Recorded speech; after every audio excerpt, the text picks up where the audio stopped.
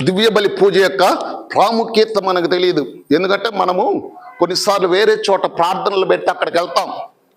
అక్కడికి వెళ్తే అబ్బా ఏమునింది ఈరోజు అక్కడ అంటారు, ఏమునింది అంటారు. అదే పూజకు వస్తే ఎప్పుడు కూడా అదే ఇదే ఏలినవారు మీతో ఉండును గాక మీతో ఉండును గాక అన్నట్టు పిల్లలు. కానీ మనం అర్థం చేసుకోము, దివ్య బలి పూజ అనేది ఒక షో కాదు.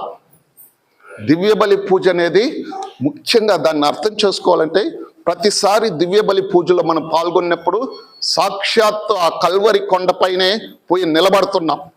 ప్రభువు అర్పించే ఆ కల్వరి కొండ బలిలో మనము పాల్పంచుకుంటున్నాం. కాబట్టి దీన్ని మేము మార్చడానికి లేదు. ఇది సినిమా కంటే సినిమా బాగుండాలంటే ఏముండాలి? 4 పాటలు ఉండాలి, 4 ఫైట్లు ఉండాలి, బాలకృష్ణ డైలాగులు లాంటివి 4 ఉండాలి. అవిగానే ఉంటే సూపర్ సినిమా. కొన్నిసార్లు వేరే చోట ఆరాధనకు పోతే పాస్టర్లు పెట్టినప్పుడు ఇలాగే ఉండిద్ది. 4 పాటలు పెడతారు, నిన్ను ఎగిరిస్తారు, డాన్స్ వేపిస్తారు, బాగా డైలాగులు ప్రసంగాలు కొడతారు. అబ్బబ్బలే నింది ఈరోజు వాళ్ళు చర్చిలో ఆరాధంటాం. దివ్య బలి పూజ అలాంటిది కాదు. యేసు ప్రభువు తన శరీరాన్ని ఎత్తుకొని చూపించి, ఇది నా శరీరం, మీరు భుజించండి, ఈ విధంగానే మీరు చెయ్యండి అన్నారు. ఆయన చేయమనిందే నేను చేయాలి, కానీ నేను మార్చడానికి లేదు. అది తప్పు, అది పాపం. కాబట్టి దివ్య బలి, పునీత జాన్ మరియ వ్యాని గారు అంటారు, మీరు గనుక దివ్య బలి పూజ యొక్క నిజమైన విలువని తెలుసుకుంటే ఒక పూజలో పాల్గొనటానికి మీ ప్రాణమైన ఇస్తారంటారు. అది మనకి చాలా వరకు తెలియదు. ఆదివారం ఒకవేళ ఏదైనా పొరపాట్ల పని పడిందంటే మొదట ఎగిరిపోయేది అంటే పూజే. అదే ఆ రోజు ఏదైనా టీవీలో మంచి ప్రోగ్రామ్ ఉందంటే దాని చుట్టూ మిగతా ప్రోగ్రామ్స్ అంతా పెట్టుకుంటాం. కానీ పూజ మాత్రం ఫస్ట్ లిస్ట్లో లేదు. ప్రియులారా, దివ్య బలి పూజ అనేది చాలా ముఖ్యమైనది. ఈ యొక్క విషయాన్ని గురించి కూడా మనకు తెలియజేస్తుంది. దాని తర్వాత మరియ తల్లి పాత్ర, శ్రీ సభలో మరియ తల్లి యొక్క పాత్రను గురించి కూడా చెప్తుంది. మరియ తల్లి శ్రీసభ మాత, శ్రీసభ మాత. ఎందుకంటే ఆమె నూతన ఏవ. మీకు ఇంతకుముందు కూడా చెప్పున్నాను, ఇది కూడా చాలామంది అర్థం చేసుకోరు. పాత నిబంధనలో పాపం ఎవరి ద్వారా వచ్చింది? ఫస్ట్ పన్ను కోసింది ఎవరు? అవ్వ కదా. తీసుకొని పోయి ఆదాంకి ఇచ్చింది, ఆయన తిన్నాడు, పాపం వచ్చింది. ఇద్దరికి శాపం కూడా వచ్చింది కదా, శాపం వచ్చింది. అప్పుడు మనము ఆదికాండము 3:15 చూస్తే దేవుడు ఒక వాగ్దానం చేస్తున్నాడు. వాగ్దానం అంటే సైతాన్ని చూసి చెప్తున్నాడు, నీకును నీ స్త్రీకి, నీ సంతతికి, స్త్రీ సంతతికి తీరని వైరాన్ని కలిగిస్తాను. అంటే అప్పుడే ఒక స్త్రీ గురించి ఆలోచించాడు దేవుడు. అంటే ఈ ఏవ ఎట్టా ఫెయిల్ అయింది, నెక్స్ట్ ఏవ రాబోతుంది. ఆ అవ్వ ఏం చేసిద్దంట? నీ తల నలుగొట్టును, చితగొట్టును. అప్పుడే వాగ్దానం చేశారు. కాబట్టి మరియ తల్లి పాత నిబంధనలోనే, ఆదిలోనే దేవుని చేత వాగ్దానం చేయబడిన స్త్రీ. రక్షణ చరిత్రలో ఆమె పాత్ర కూడా ఉనింది. దివ్య కుమారుడి ఈ లోకానికి తీసుకొని రావటంతో ఆమె పని అయిపోలేదు. నేను టైం చూసుకుంటున్నా, ఎందుకంటే టైం కాపాలి కాబట్టి. ఓకే, ఆమె కేవలం యేసు ప్రభువుకి జన్మం ఇవ్వటంతో ఆమె పని అయిపోలేదు. ఆమె 12 వయసు అప్పుడు యేసు ప్రభు తప్పిపోయినప్పుడు, నాయన ఎందుకు ఇట్లా చేశావంటే మరియ తల్లి ఏమంటుంది? మరియ తల్లి కదా, యేసు ప్రభు ఏమంటున్నాడు? అమ్మ నేను నా తండ్రి పని మీద ఉండాలని నీకు తెలియదు అన్నప్పుడు మరియ తల్లి ఏం చేశారో కానీ నాకు తెలీదు. బహుశా తల్లిగా ఒక లుక్ ఇచ్చారేమో. తర్వాత వాక్యం నువ్వు చదివితే యేసు ప్రభువు తల్లిదండ్రులతో వెళ్ళి వారి దగ్గరే ఉంటూ, విధేయతగా ఉంటూ, జ్ఞానమందును ప్రాయమందును దేవుని యొక్క అనుగ్రహమందును ఎదుగుచుండేను అంటున్నాడు. చూడండి, అక్కడేమో నేను నా సమయం వచ్చింది, నేను తండ్రి పని చేయాలంటే నో అన్నారు ఒక లుక్కుతోటే. అదే కానాపల్లి వివాహం అప్పుడు ద్రాక్షరసం లేదు నాన్న అని అడిగినప్పుడు, అమ్మ అది నీకేమి నాకేమి, నా సమయము ఇంకా రాలేదు. అక్కడేమో అప్పుడే వచ్చేసింది అనేసి 12 సంవత్సరాలు అప్పుడే అంటే అమ్మ ఏం చెప్పారు? నో. ఇక్కడ నా సమయం ఇంకా రాలేదన్నప్పుడు యేసు ప్రభుని వచ్చింది స్టార్ట్ చేయని చెప్పలేదు. వెంటనే ఏం చెప్పింది? పని వాళ్ళని చూసి ఆయన చెప్పినట్లు చేయండి అంటే, తమ్ముడు కాదు, యేసయ్య నీకు సమయం వచ్చింది, ఇక రక్షణ కార్యాన్ని నువ్వు ప్రారంభించు. ఆ విధంగా నూతన ఏవాగా మరియ తల్లి రక్షణ కార్యంలో తన ఎంత వంతు పోషించింది కాబట్టి మరియ తల్లి శ్రీసభ తల్లి అన్న విషయాన్ని గురించి మనము తెలుసుకోవాలి. మూడోది గౌడియన్ ఎక్స్ప్రెస్. మనము ఈ అర్చన అనేది శ్రీసభలో జరుగుతుంది. మరి ఇది నేటి శ్రీసభ ఎక్కడ? ప్రపంచంలో ఉంది కాబట్టి ప్రపంచంతో ఎలాంటి సంబంధం కలిగి ఉండాలన్న విషయాన్ని గురించి 4వ పత్రం చెప్తుంది. బహుశా అది చెప్పిన అర్థం కాదు కాబట్టి అక్కడ కాపేస్తాను. తర్వాత మూడవదిగా అంశం, ఇంకొక 15 నిమిషాలు ఉంది నాకు. ఓకే, మూడవదిగా నిరీక్షణ. నిరీక్షణ మనకు ఏంది? నిరీక్షణ మనకు నిరాశను కలిగింపదని పునీత పౌలు గారు రోమా పౌరులకు రాసిన లేఖ 5వ అధ్యాయం 5వ వచనంలో చెప్తున్నారు. ఈ నిరీక్షణను ఈ సంవత్సరంలో ధ్యానాంశంగా మీరు ఎంచుకోండి అంటున్నారు. ప్రధాన శ్రీసభలో విశ్వాసంలో 3 ప్రధాన పుణ్యాలు ఉన్నాయి. ఏంటి? విశ్వాసము, నమ్మిక, దైవ ప్రేమ. ఆ నమ్మిక అనేదానికి ఇంకొక పర్యాయ పదం ఏంటి? నిరీక్షణ. ఓకే, నమ్మకం, నిరీక్షణ. కాబట్టి ఈ రెండింటిని ఒకటిగా తీసుకుందాం. ఇందులో ముఖ్యమైన అంశాలు ఏంటంటే 6 ముఖ్య అంశాలు చెప్తాం అనుకుంటాను. మొదటిది, నిరీక్షణకు విశ్వాసానికి అవినాభావ సంబంధం ఉంది. వాటికి రెండిటికి కనెక్షన్ ఉంది. విశ్వాసానికి, నిరీక్షణకు. అది ఏంటి అంటే, మనము విశ్వాసం అంటేనే ఏంటో మనము హెబ్రేయులకు రాయబడిన లేక 11వ అధ్యాయము 1వ వచనంలో చదువుతున్నాం. ఏమని రాయబడింది అక్కడ? విశ్వసించుటయన మనము నిరీక్షించు విషయములందు నిస్సందేహంగా ఉండుట, చూడజాలని విషయాల గురించి నిశ్చయంగా ఉండుట. నిరీక్షించే విషయాల గురించి మనం ఎలాంటి సందేహము, డౌట్ లేకుండా ఉండటమే విశ్వాసం అంట. కాబట్టి నిరీక్షణకు విశ్వాసానికి అవినాభావ సంబంధం ఉంది ప్రియులారా. విశ్వాసానికి తండ్రి ఎవరు?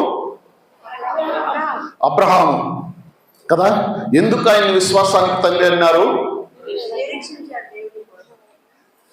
దేవుడు వాగ్దానం చేసిన వాటి కోసము నిరీక్షించాడు. మనం రోమా పౌరులకు రాసిన లేఖ 4వ అధ్యాయంలో మనం చూసినట్లయితే అబ్రహామును గురించి, అబ్రహామును విశ్వాసమునకు తండ్రి అని ఎందుకు పిలుస్తున్నామంటే, నిరీక్షించుటకు ఆధారమే లేనప్పుడు అబ్రహాము విశ్వసించి నిరీక్షించను అని చెప్పబడింది.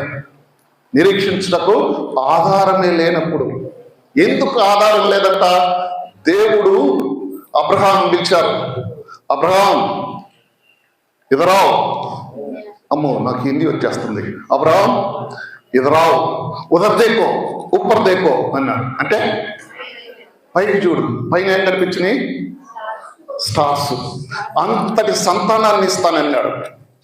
ఆ వాగ్దానం చేసినప్పుడు రోమా పౌరులకు రాసిన లేఖలో ఆ వాగ్దానం చేసినప్పుడు అబ్రహాం వయసు అంత తెలుసా? 100 సంవత్సరముల ముదుసలి. ఎంతట? 100 సంవత్సరాల ముసలాయన. ఆయన భార్య ఏమో సారా, ఎవరు? గొడ్రా.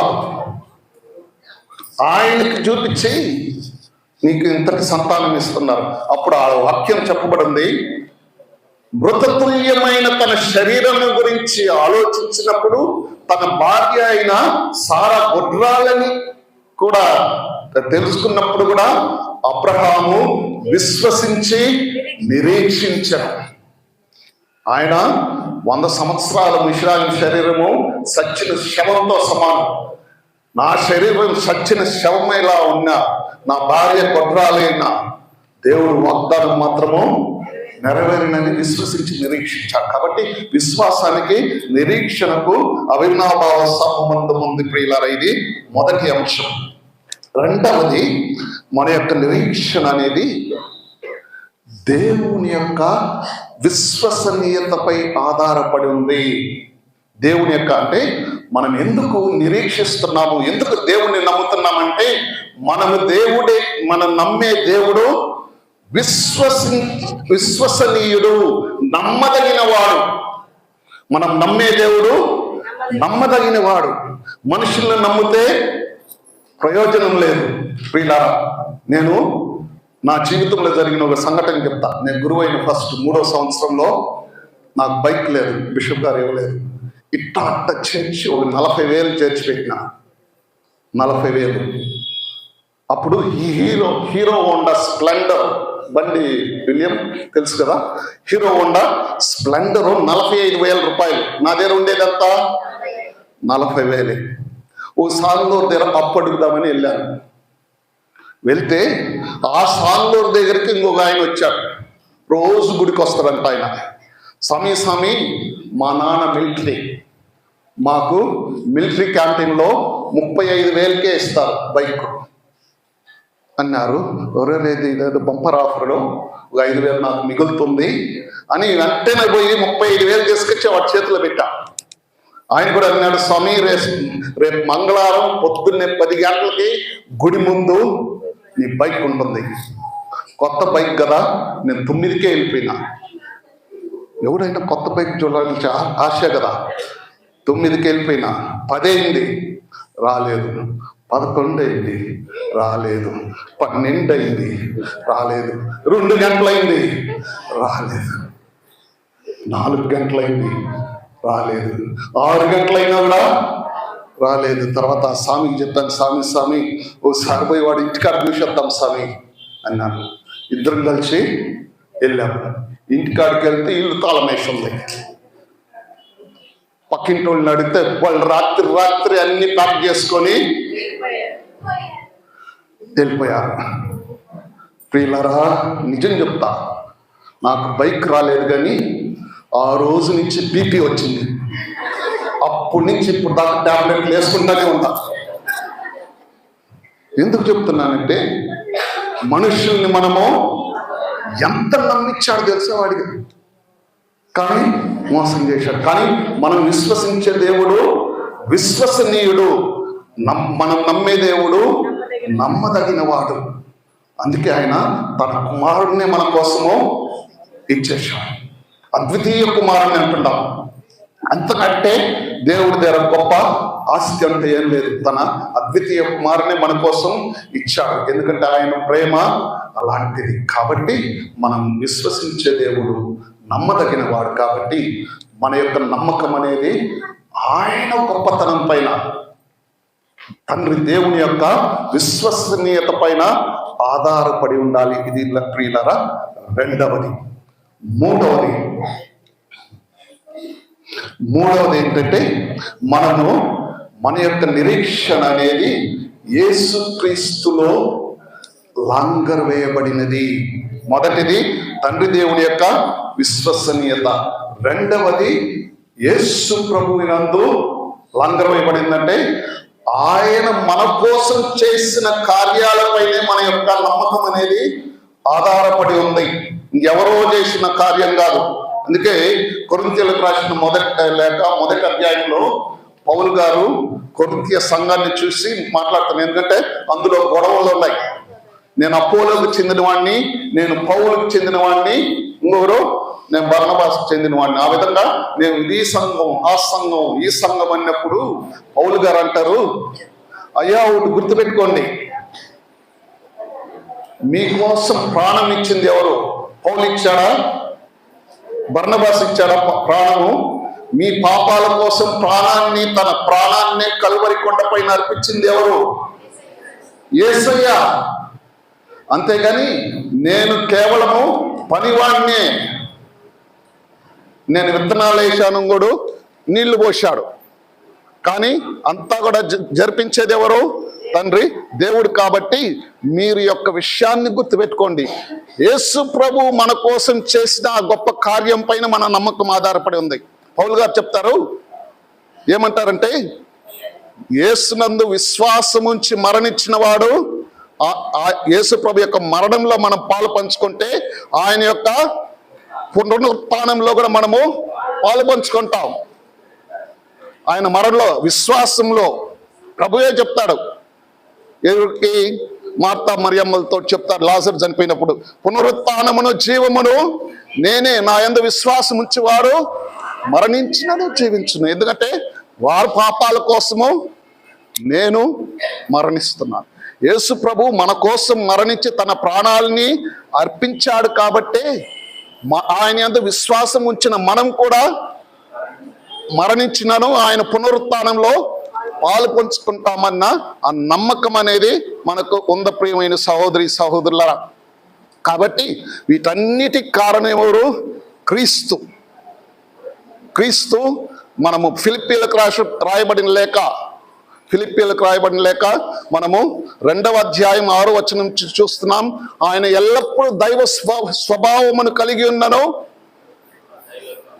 తన దైవత్వమును స్వార్థ బుద్ధితో పట్టుకొని విరాలాడకుండా తన్ను తాను రిక్తుని చేసుకొని సేవక రూపం దాల్చను.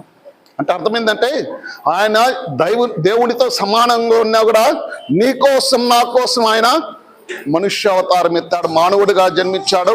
కేవలం మానవుడిగా జన్మించడం మాత్రమే కాదు, ఆయన మన కోసం శిలువ మరణాన్ని కూడా ఆయన ఏమైంది?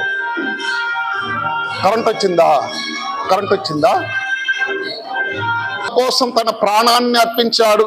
కాబట్టి ఆయన మరణాన్ని జయించాడు. కాబట్టి మరణాన్ని మనం కూడా జయిస్తామన్న నమ్మకం ఉంది. రెండవది, మోక్ష ద్వారాన్ని ఆయన తెరిచాడు. కాబట్టి మోక్షంలో మనం చేస్తామనేది కూడా అది ఆధారం ఉంది ప్రియులారా. ఇంకా చివరిగా 5 నిమిషాలే, 2 minutes.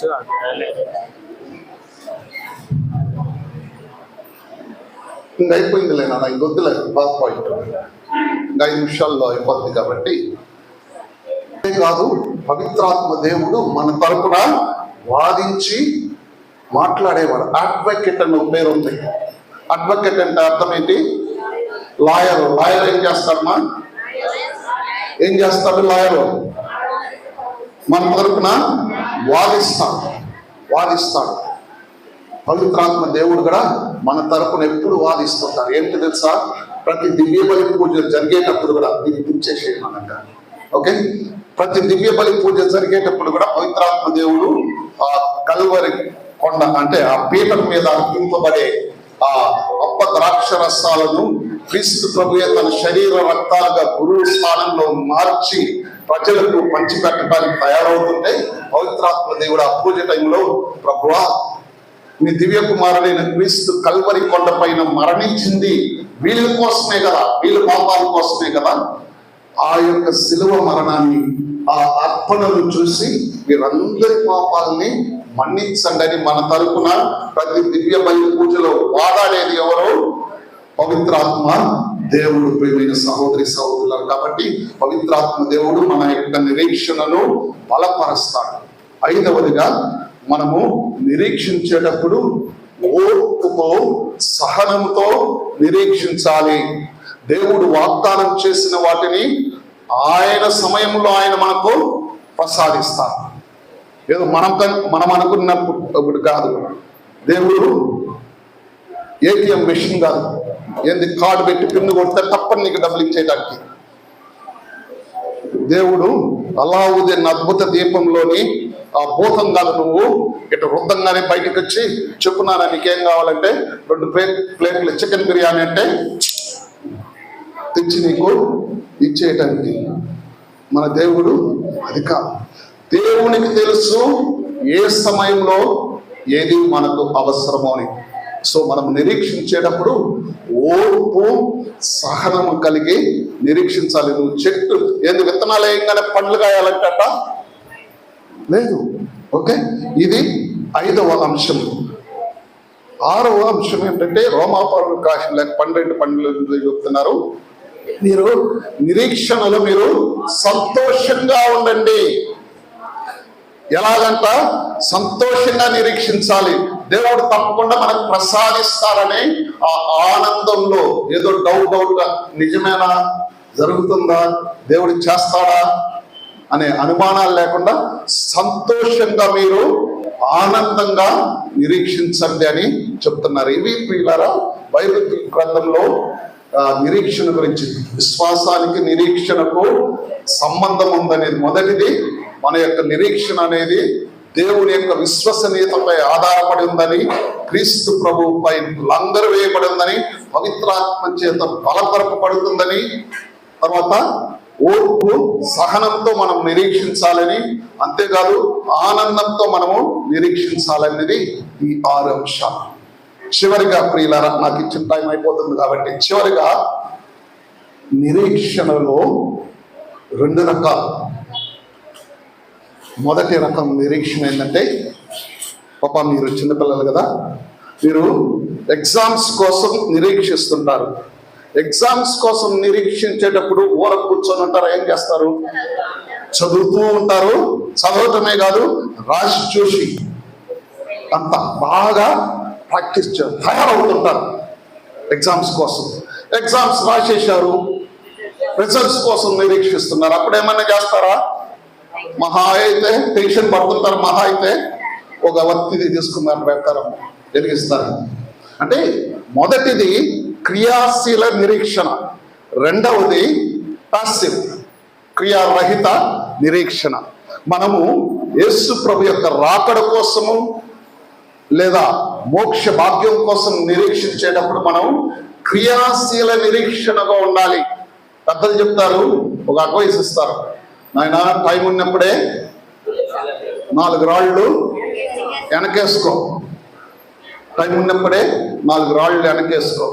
ఓ సాగులో దాన్ని వినేసి 4 రాళ్ళు వెనకేసుకోమన్నారు, 4 రాళ్ళు కిడ్నీలో వేసుకున్నాడు అలా. ఓకే, ఆ విధంగానే ప్రియులారా ఆధ్యాత్మిక జీవితంలో కూడా మనకు సమయం ఉన్నప్పుడే, అవకాశం ఉన్నప్పుడే 4 పుణ్యాలు వెనకేసుకోవాలి. 4 పుణ్యాలు, మంచి కార్యాలు చేసి 4 పుణ్యాలు మనము వెనకేసుకోవాలి. ఎందుకంటే రేపు మనం చనిపోయినప్పుడు మనతో ఏది రాదు. మన కార్లు మనతో వస్తాయా? మన బంగ్లాలు మనతో వస్తాయా? మనం వేసుకున్న బంగారం మనతో వచ్చిందా? ఎవరు గట్టిగా లాగేస్తారు కదా. ఇది ఉబ్బిపోయి ఉన్నా కూడా పోతే పోయిందని కట్ చేసి తీసేస్తారు. ఏది మనతో పంపేరు. పోయేటప్పుడు మనం తీసుకొని పోయేది ఏంటి? మనం చేసిన పుణ్యాలు, పాపాలు. కాబట్టి మనము యేసు ప్రభు యొక్క రాకడ కోసం కానివ్వండి, మన మరణం కోసం కానివ్వండి, లేదా పరలోక రాజ్యం కోసం మనం నిరీక్షించేటప్పుడు క్రియాశీల నిరీక్షణ మనం కలిగి ఉండాలంటే ఏదైనా మంచి పనులు, యేసు ప్రభు యొక్క ప్రేమ ఆజ్ఞలను పాటిస్తూ జీవించే మంచి కార్యాలు చేస్తూ మనం జీవించినట్లయితే ఎప్పుడు కూడా ప్రభు యొక్క రాకడ కోసం మనము సంసిద్ధమైన వాళ్ళుగా ఉంటాం. ప్రియమైన సహోదరి సహోదరులారా, కాబట్టి ఈ విషయాలను మనము గుర్తుపెట్టుకుందాం. ఇంకా అనేక అంశాలు ఉన్నాయి, కానీ నాకు ఇచ్చింది 45 నిమిషాలే కాబట్టి 45 నిమిషాలు ఇంతటితో ముగిస్తాను. ఇంకా దాని తర్వాత మన బిషప్ గారు దివ్య బలి పూజలో మనకు ఇంకా అనేక విషయాల గురించి మనకు చెప్తారు. కాబట్టి జూబిలీ సంవత్సరం అనేది మనం గుర్తుపెట్టుకుందాం. యేసు ప్రభు జన్మించి 2025 సంవత్సరాలు సంతోషం, అది మొదటిది. రెండవది దివ్య సంస్కారాల్లో పాప సంగీతం గురించి, దివ్య బలి పూజ గురించి చెప్తున్నాను. వాటి యొక్క ప్రాముఖ్యతను గురించి మీరు తెలుసుకోండి, వాటిని పాటించండి. నాలుగవదిగా నిరీక్షణలో మీరు సంతోషంగా ఉండండి. మనం విశ్వసించే దేవుడు విశ్వసనీయుడు. ఈ అంశాలని ధ్యానించుకొని కొంచెం కళ్ళు మూసుకొని మౌనంగా, ప్రభువా మీరు మాకు ఇచ్చిన గొప్ప అవకాశాన్ని బట్టి మీకు స్తోత్రాలు, నేను ఇప్పుడు నేర్చుకున్న అనేక విషయాలను బట్టి మీకు స్తోత్రాలు. ప్రభువా దివ్య బలి పూజ పట్ల మీకు ప్రేమను, మీ దివ్య కుమారుని పట్ల ప్రేమను, మీ శ్రీసభ పట్ల ప్రేమను, మీ దివ్య సంస్కారాల పట్ల ప్రేమను ఈ జూబిలీ సంవత్సరంలో అలవర్చుకునే అనుగ్రహాన్ని మాకు దయచేయమని, మా విచారణలలో మేము మంచి క్రైస్తవులుగా, ఆదర్శవంతమైన క్రైస్తవులుగా జీవించడానికి కావలసిన అనుగ్రహాలను మాకు దయచేయమని మా నాథుడును మీ దివ్య కుమారుడైన క్రీస్తు యొక్క అతి శ్రేష్టమైన నామమున అడిగి వేడుకొనుచున్నాం తండ్రి. ఆమేన్.